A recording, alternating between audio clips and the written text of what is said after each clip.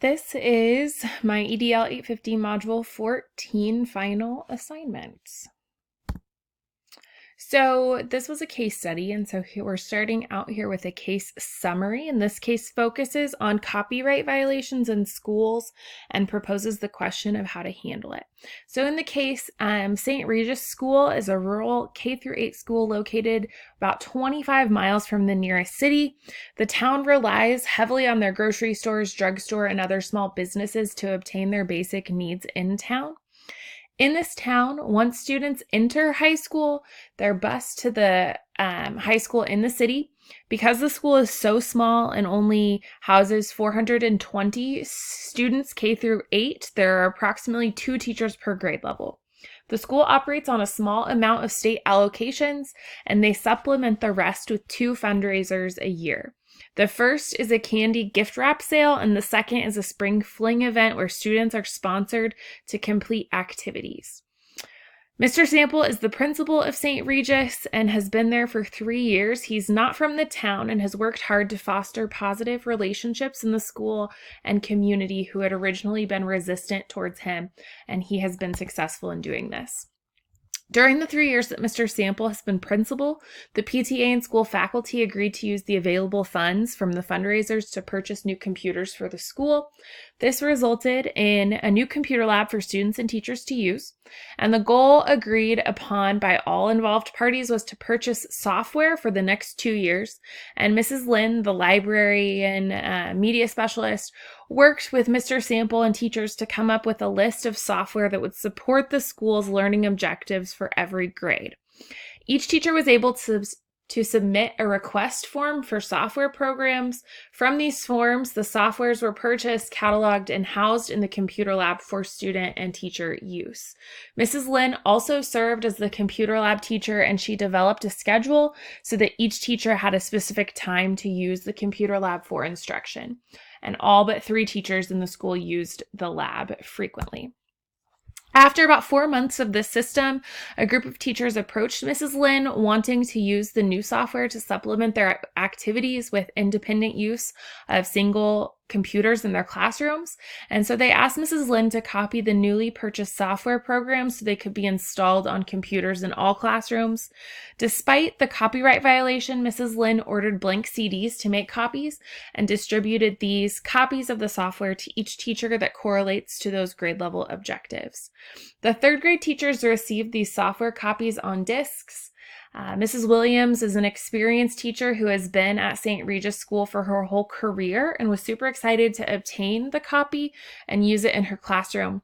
Mrs. Brandon, a new teacher in the school and only 3 years of experience in another school, was more hesitant to accept it and in fact didn't accept it. Mrs. Brandon voiced her concerns to Mrs. Lynn about the copyright violations of copying the software onto a new disk, citing her old district's policy as her evidence. Mrs. Lynn responded to Mrs. Brandon saying that, I don't care what you did in your old school. At St. Regis, we have to make every penny count for our students. At the end of the day, Mrs. Brandon went to talk with Mr. Sample about her concerns. Mr. Sample had no idea about the software being copied onto CDs, and so Mrs. Brandon shared her worry that Mrs. Lynn was making copies of a commercially produced program that's copyrighted. She also explained that at her former school, they were not allowed to copy purchased programs because it violated the law. Mrs. Brandon went on to share that Mrs. Lynn made copies of all 4 programs for all of the teachers to use independently in their classrooms. She expressed her concern for the penalties for violating copyright laws. She explained that she refused the copies from Mrs. Lynn and is worried about what to do because she wants to get along with everybody, but she also wants to follow the law.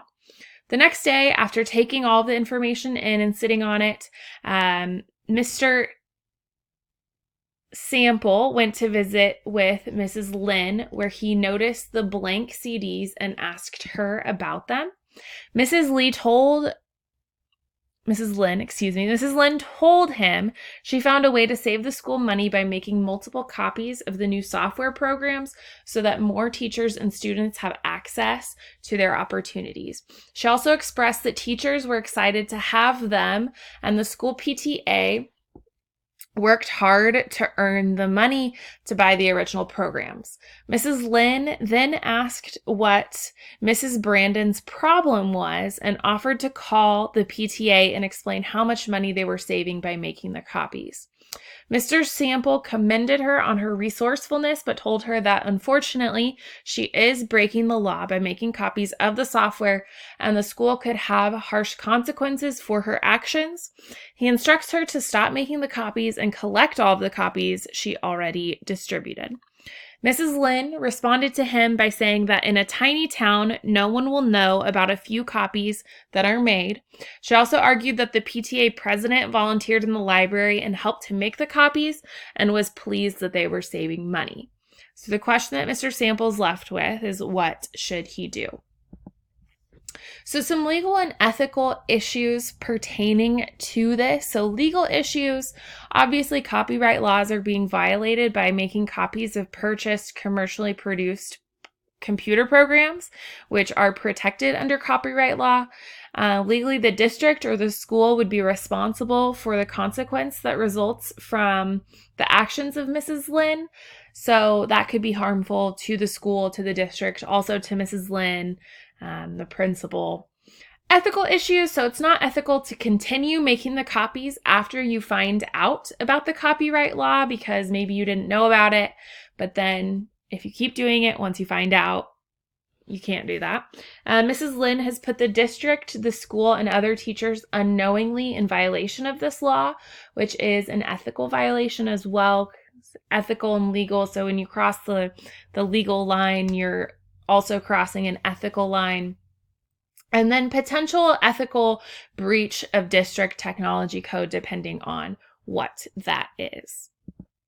Section 3, so just to kind of synthesize this case study, Mrs. Lynn has violated copyright law by creating copies of a commercially produced and purchased software, in turn putting her school and fellow staff in harm's way. So some of the facts of this case: people, place, and program. So people, we know Mr. Sample, Mrs. Lynn, Mrs. Brandon, other teachers in the school, the PTA and the PTA president, the district, the overall community, they are all involved, but we don't really know anything about the software company, of who they purchased this from and what their rules are and where they're from, all of that. The place, so St. Regis School, about 25 miles from a big city in a rural area. We don't really know what big city or the geographical location of this or how close they are to the software company and that sort of thing. And then we know that it's a K-8 school, and this situation is focused heavily in the 3rd grade level. That's where the conflict arose. And then it is dealing with a computer software program. But we don't know details on the district technology policy. We don't know details on the computer software copyright and that policy that came with it. So reviewing and prioritizing the information. So could the conflict, the situations, or the decision be damaging to stakeholders or to the community? This could be damaging to the reputation of the school, the district, the teachers, individuals and groups that have an important stake in the outcome. Definitely the PTA, because they bought, they had a hand in buying the software. St. Regis School as a whole, Mr. Sample, Mrs. Lynn, teachers who took the CD, they all have an important stance in that outcome. Have all relevant stakeholders been consulted? So thinking about this, I was thinking maybe who should be consulted. So maybe district level administration with your superintendent, the PTA president, teachers who accepted the copied CD, Mrs. Lynn, have they been contacted about the incident, and have they been explained the situation and why it's not legal? Can I learn more about this situation? Do I know enough to make a decision? So really, I need more information about the school policy and then the copyright agreement from the software company to make a full decision, a full and fair decision for this particular case. Identifying options. So I came up with 3 options. Option 1 would be to take no additional action after speaking with Mrs. Lynn and trust that she followed the instructions and take no further action. Option 2, notify district administration, confiscate the copied CDs and the blank discs from Mrs. Lynn and all of the other teachers, and then speak with the staff about copyright laws and district policy. Write a reprimand for Mrs. Lynn for putting the school and staff in legal harm's way. And then the third option, notify district level administration that the incident happened, have every teacher turned in their copy CD to the principal, speak with the staff about copyright laws at the next faculty meeting, and then review the district policy. So some pros and cons of each one. So option 1, the benefit of taking no action. There aren't a lot of them. It may go away, but you would be disappointing Mrs. Brandon, who brought it to your attention. You would also be setting a bad leadership example to let teachers break the law without addressing the issue. The second option, the benefits of taking action and writing Mrs. Lynn a reprimand show that there are consequences for illegal actions. However, it does seem like a harsh consequence if she maybe genuinely didn't know she broke any laws at first. She just wasn't thinking. You have to give her the opportunity to correct her mistake. And then option 3, the benefits of this option are having teachers turn in the CDs and then speaking with them about why there was an issue with the copies. This allows for teachers to learn from their mistakes. The downside is that it might be embarrassing for Mrs. Lynn, who maybe didn't realize that she had done something that bad. So option 3, I think, in my opinion, is the best option for handling the situation with integrity and respect to all people involved. The most important part is checking in with the district level administration to make sure they are in agreement with the action. And then you speak with the staff and explain why they cannot have a copy of the software of a CD. Afterwards, everyone can turn in their copied discs to Mr. Sample, and in this method, there's no shaming any staff members, only informing them on how to make better decisions, and then obviously touching base with Mrs. Lynn again and emphasizing it's nothing personal, it's just the law. So some steps to implement this. Step 1, contact district level supervisors and explain the situation and the solution. 2, talk with Mrs. Lynn and explain to her why she cannot make any more copies and why teachers must turn in the copies they've already received. Emphasize that this is a learning opportunity for everyone involved. Step 3, call a staff meeting where staff members are educated on copyright laws and are asked to stop using the copied software and turn them in. Emphasize that this is a learning opportunity for everyone. And then step 4, allow a week for teachers to turn in their copied CDs, keep track of who has not turned in their copies and speak with them privately. The plan B would be to ask for district administration to help in speaking with Mrs. Lynn and other teachers on the issue.